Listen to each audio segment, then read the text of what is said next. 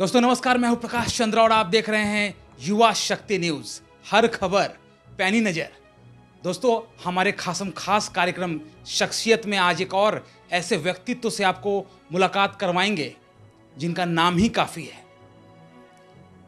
कहा जाता है कि ईंट गारों से मका बनता है, घर मोहब्बत से बनता है, और मोहब्बत भी तब जब रिश्तों की मिठास उसमें बहुत ज्यादा मात्रा में पाई जाती हो। अगर बात की जाए रियल एस्टेट बिजनेस की तो एक बड़ा नाम हमारे साथ हमारे इस कार्यक्रम में आज चीफ गेस्ट के तौर पर मौजूद है। नाम है बसंत कुमार पारख साहब। बहुत बहुत स्वागत है युवा शक्ति न्यूज़ में आपका। सर बड़ी बात यहाँ पर यह है कि दर्शकों से आज आपका रूबरू है। सबसे पहले आप दर्शकों से रूबरू करें। पहले आप सबको मेरा बहुत सादर प्रणाम और बहुत अच्छा लग रहा है आपसे बात करके। और अगर आप कुछ पूछना चाहें तो पूछें। सर सबसे पहले तो जो लोग हैं जो आपको ऑर्बिट को एक ब्रांड के रूप में देखा जाता है कोलकाता और आसपास के क्षेत्रों पश्चिम बंगाल में, लेकिन जो लोग हैं वो जानना चाहते हैं कि उनके जो एमडी साहब हैं उनकी परवरिश और जो पढ़ाई लिखाई है वो कैसे हुई, कहाँ हुई, पहले ये बताएं, फिर मैं आगे पूछता हूँ आपसे। जन्म के दृष्टिकोण से देखें तो मेरा जन्म राजगढ़ चूरू राजस्थान में हुआ। वैसे मेरा ननिहाल है राजगढ़, तो मेरी पैदाइश वहाँ की है। और मेरे पिताजी चूरू के हैं। चूरू हम सब जानते हैं ठंड में -1 पे भी जाता है और गर्मी में 50 भी जाता है।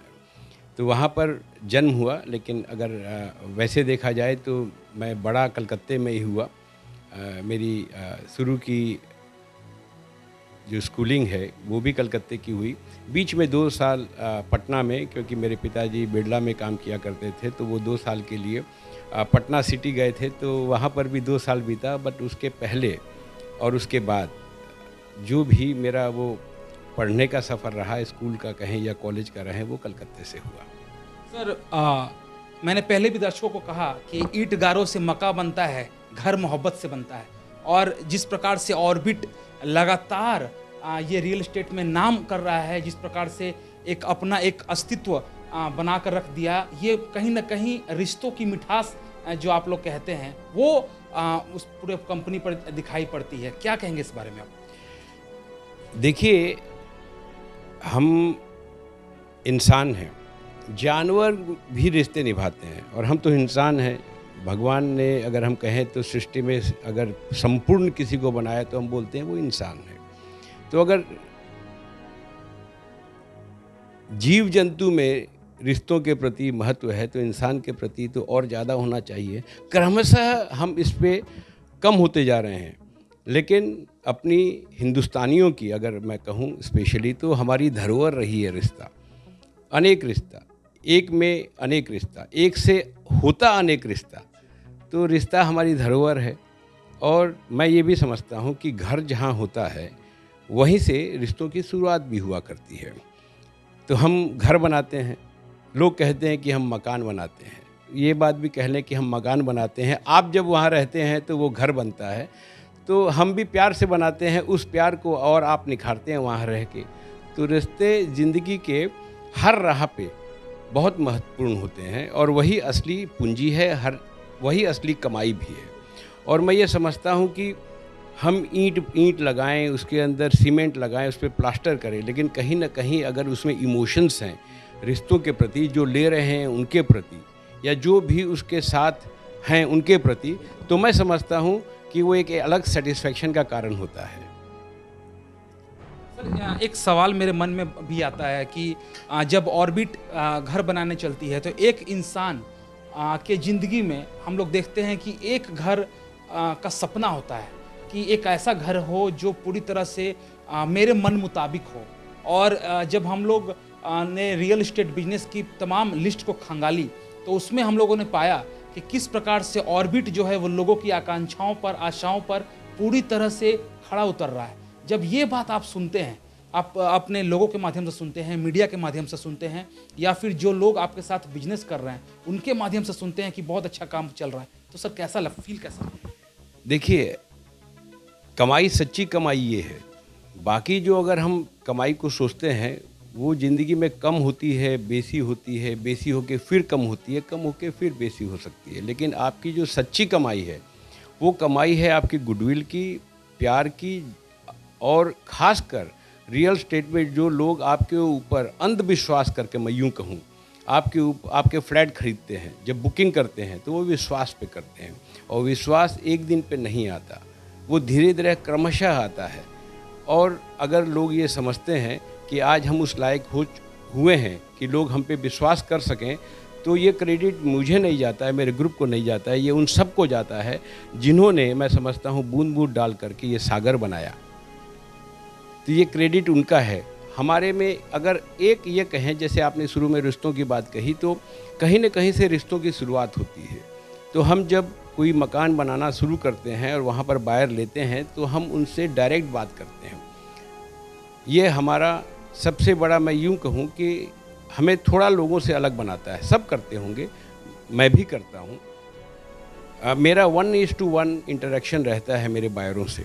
मेरे बेटे का रहता है, हमारे जो सीनियर हैं उनका रहता है, और हमारे पास कान है।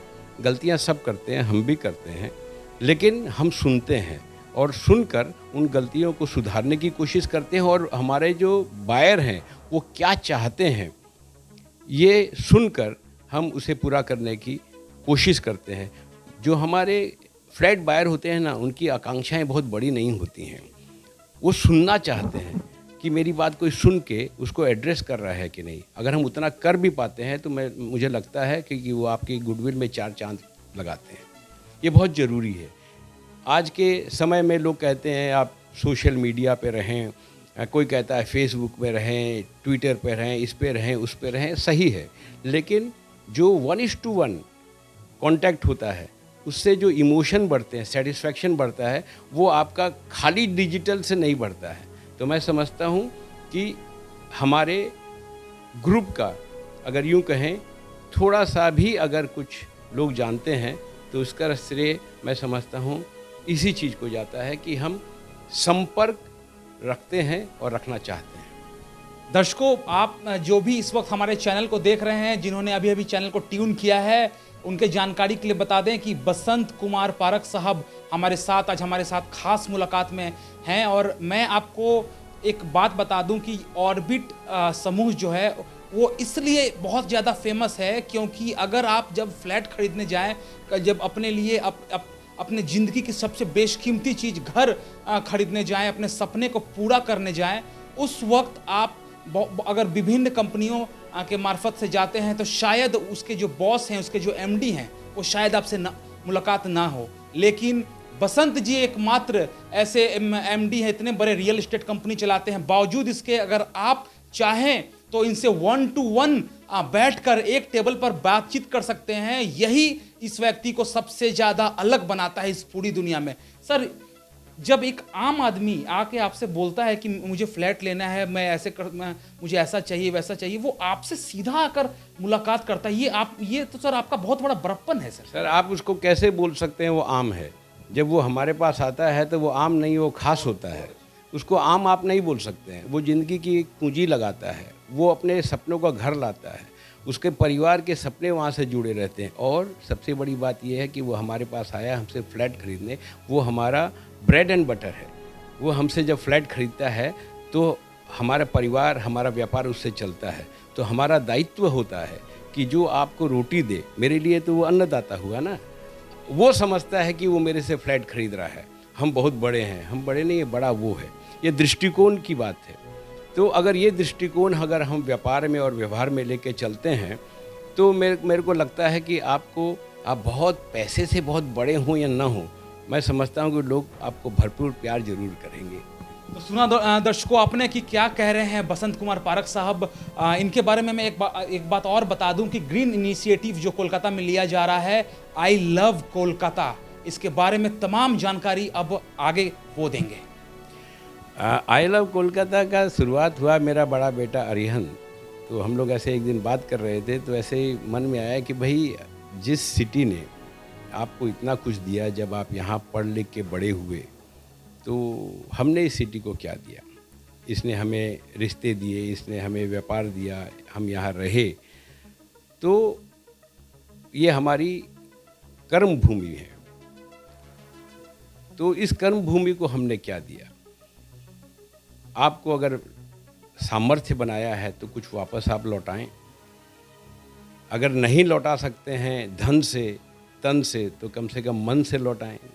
तो मन से क्या कर सकते हैं? हमने कहा तो आई लव यू बोलिए।